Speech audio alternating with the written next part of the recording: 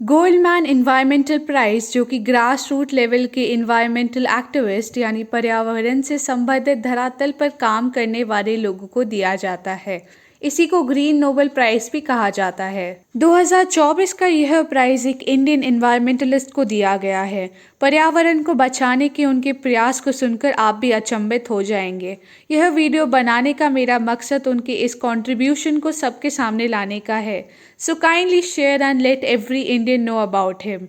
मेरा मानना है कि सब भारतीयों को इस शख्सियत के बारे में पता चले। पहले मैं बता दूं कि गोल्डमैन इन्वायरमेंटल प्राइज़, जिसे ग्रीन नोबेल प्राइज़ भी कहा जाता है, वर्ल्ड के 6 भौगोलिक क्षेत्रों Africa, Asia, Europe, island and island Nations, north America और साउथ एंड सेंट्रल अमेरिका के क्षेत्रों से सबसे उम्दा काम करने वाले इन्वायरमेंटलिस्ट को दिया जाता है। यह अवार्ड 1989 में शुरू किया गया था। 2019 में इसकी पुरस्कार राशि $2 लाख थी। इसे एक इंटरनेशनल जूरी पूरे वर्ल्ड से आए हुए ऑर्गेनाइजेशंस और इंडिविजुअल्स की लिस्ट में से चूज करती है।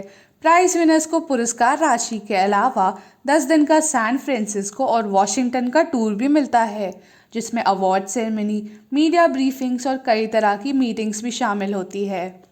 2024 का यह अवार्ड एक इंडियन जिनका नाम आलोक शुक्ला है उनको दिया गया है।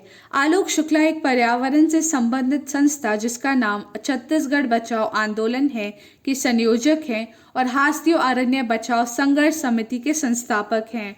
आलोक शुक्ला ने छत्तीसगढ़ में एक कम्युनिटी अभियान चलाकर 4,45,000 एकड़ के बायोडायवर्सिटी रिच जंगलों को बचाया।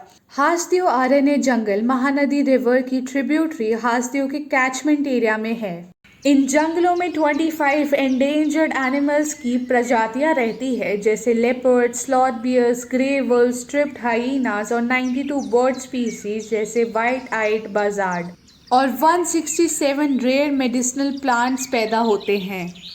इन जंगलों के नीचे भारत का सबसे बड़ा कोल रिजर्वोयर है जो 5.6 बिलियन टन है। इन जंगलों के आसपास 7,41,000 एकड़ में खेती भी होती है। 657 स्क्वायर माइल्स में फैले इस एरिया में बहुत प्राचीन तरह के पेड़ उगते हैं, जिन्हें लंग्स ऑफ छत्तीसगढ़ भी कहा जाता है। इन्हीं जंगलों में 50 एंडेंजर्ड एशियन एलिफेंट्स भी रहते हैं और एक महत्वपूर्ण टाइगर कॉरिडोर भी है जो आसपास की सेंचुरीज से इस कॉरिडोर को जोड़ती है। हजारों आदिवासियों का जीवन यापन इन जंगलों पर ही निर्भर रहता है। 2011 में आलोक शुक्ला को पता चला कि गवर्नमेंट ने इस एरिया में बहुत सी कोल माइंस लगाने की परमिशन कुछ कंपनीज को दी है। इन माइंस के लगने से यहाँ के पर्यावरण को बहुत नुकसान हो जाता, इसलिए आलोक शुक्ला ने 2011 से 2020 तक अथक मेहनत करके वहाँ के लोकल्स को इनके नुकसानों के बारे में समझाया। साथ ही लीगल तरीके से भी माइंस को लगने से रोकने की प्रयास किया। यह काम इतना आसान नहीं था क्योंकि बहुत सी नामी कंपनियां और बड़ी बड़ी शख्सियत इसमें शामिल थी, लेकिन आलोक शुक्ला ने हार नहीं मानी।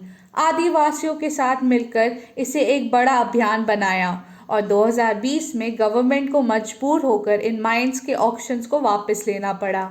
छत्तीसगढ़ की गवर्नमेंट को विधानसभा में एंटी माइनिंग बिल भी 2020 में पास करना पड़ा और इस तरह बायोडायवर्सिटी से भरपूर ये इलाका तबाही से बच गया। वर्ल्ड कम्युनिटी ने इस बात को रिकॉग्नाइज किया, इसलिए हमारी भी ड्यूटी बनती है कि हर इंडियन को इस अनसंग हीरो के बारे में पता चले। So kindly share this message. यह छोटा सा प्रयास उनकी अथक मेहनत को एक पहचान दे सकता है। मेरा ये वीडियो कैसा लगा?